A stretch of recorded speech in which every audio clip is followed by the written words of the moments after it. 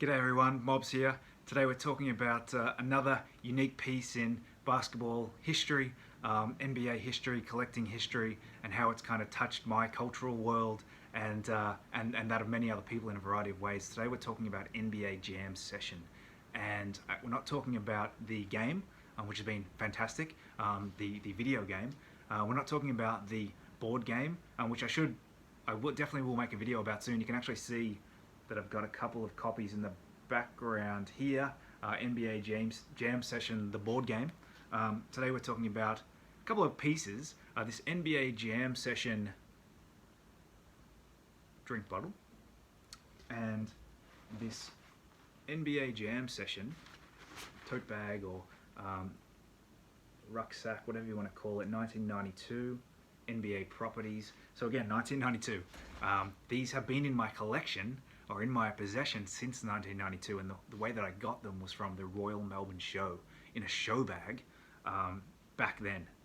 And I don't remember what else was in it, but these are a couple of pieces that I've held on to for such a long time, and I'm so surprised they're in such good condition still. I've tried to display them whenever I could, but NBA Jam Session, look at that logo.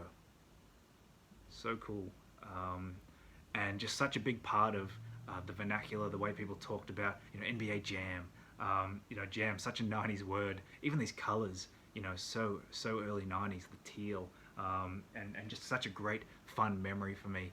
I wonder if anyone else collected that stuff from around the same time when NBA Jam Session was coming out. Did anyone go to one of the NBA Jam Session events where they'd bring out 2 to 3 NBA players, Muggsy Bogues, Dan Marley, to Australia?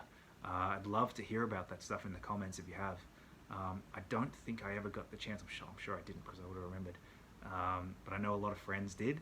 And certainly it was so cool to see such a big NBA presence, and it really was, across so many of the Australian events back in the 90s. It was such a big deal. It's really hard to explain to someone who wasn't around during the time.